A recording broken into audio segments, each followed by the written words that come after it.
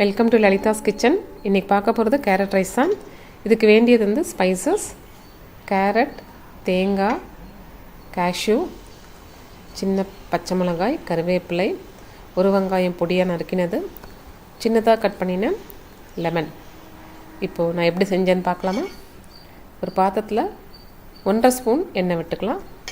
இதுக்கு எண்ணெய் வந்து கொஞ்சம் கம்மியாக இருந்தால் நல்லாயிருக்கும் அந்த கேரட் ரைஸ்க்கு. மற்ற வெரைட்டி ரைஸ்க்கு கொஞ்சம் கூடுதலாக இருந்தால் கூட பரவாயில்ல, இதுக்கு கொஞ்சம் கம்மியாக இருக்கிறது தான் நல்லாயிருக்கும். எண்ணெய் கொஞ்சம் சூடாக இருக்குது. இதில் எடுத்து வச்சுருக்க ஸ்பைசஸ், பட்டை, லவங்கம் 2, ஒரு ஏலக்காய், எண்ணெயில் அதை கொஞ்சம் பொரியட்டும். அது கூடவே எடுத்து வச்சுருக்க கேஷ்யூவும் நான் சேர்த்துக்கிறேன். முந்திரி பருப்பு இன்னும் கூட சேர்த்துக்கலாம். மீடியம் ஃப்ளேம்லேயே இருக்கட்டும். ஒரே ஒரு சின்ன பச்சை மிளகாய் பொடியாக நறுக்கியிருக்கேன், அதையும் கருவேப்பிலையும் சேர்த்துக்கிறேன். இதெல்லாம் பொரிஞ்சு வரட்டும். இது கூட அரிஞ்சு வச்சுருக்க வெங்காயத்தையும் சேர்த்துடலாம். பொடியாக நறுக்கியிருக்கேன், அதையும் சேர்த்து கொஞ்ச நேரம் எண்ணெயில் வதங்கட்டும். கொஞ்சமாக அதை வதங்கி வரட்டும்.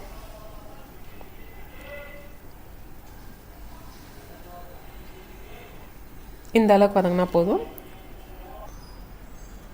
அடுத்து இது கூட 1 ஸ்பூன் குழம்பு மிளகாய் பொடி சேர்த்துருக்கேன் நான்.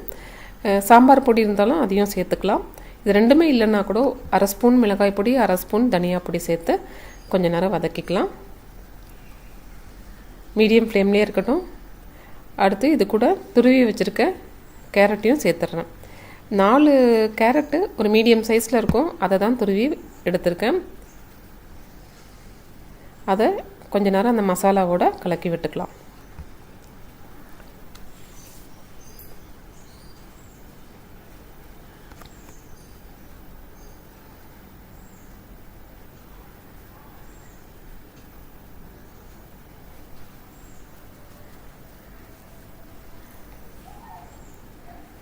இது கூடவே உப்பும் சேர்த்துக்கிறேன் நான், 1 ஸ்பூன்.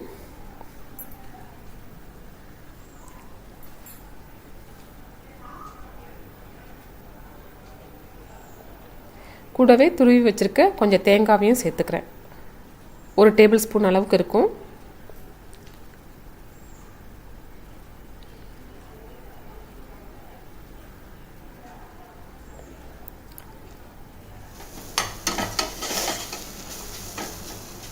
இப்போ இது வந்து கேரட் கொஞ்சம் குக் ஆகட்டும், அதனால நான் கொஞ்சம் மூடி வச்சுக்கிறேன். க்ளோஸ் பண்ணி வச்சுட்டு ஜஸ்ட் 2 மினிட்ஸ் போதும், கேரட் குக் ஆகிடும். தண்ணி கூட விட வேண்டாம், அந்த அதில் இருக்க ஸ்டீம்லேயே கொஞ்சம் குக் ஆகிடும், அது போதும். பாருங்கள், இப்போ நல்லா குக் ஆகிடுச்சு, இது போதும்.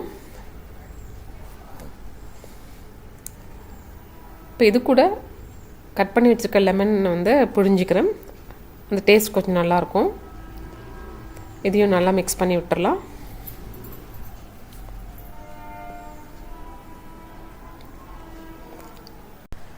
அடுத்து இதில் வடித்து வச்சுருக்க சாதத்தை சேர்த்து கலந்து விட்டால் கேரட் ரைஸ் ரெடி ஆகிடும்.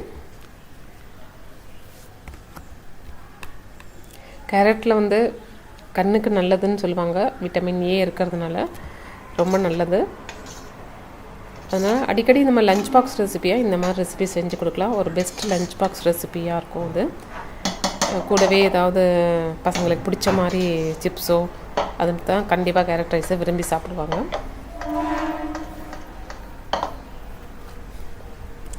இது நல்லா ஒரு டேஸ்டியாக இருக்கும் இந்த ரைஸு. நீங்களே செஞ்சு பாருங்கள், உங்கள் வீட்டு பசங்களுக்கு செஞ்சு கொடுத்து பாருங்கள். நானுமே லஞ்ச் பாக்ஸ் ரெசிபியாக தான் இதை பண்ணினேன். லஞ்ச் பேக் பண்ணுறதுக்காக தான் பண்ணியிருக்கேங்க. இது நல்லா கலந்து விட்டாச்சு. கேரட் ரைஸ் ரெடி ஆகிடுது.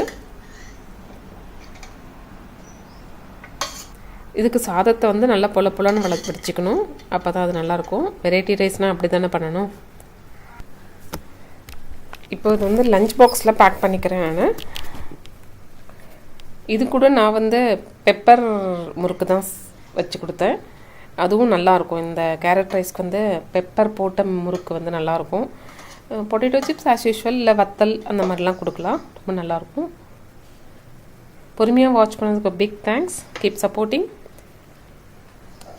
சப்ஸ்கிரைப் பண்ணாதவங்க பண்ணிவிடுங்க, லைக் பண்ணுங்கள், ஷேர் பண்ணுங்கள், சப்ஸ்கிரைப் பண்ணிவிடுங்க. மீண்டும் என்னோட அடுத்த வீடியோவில் நல்ல ரெசிபியோடு உங்களை சந்திக்கிறேன். until then bye, see you, have a good time.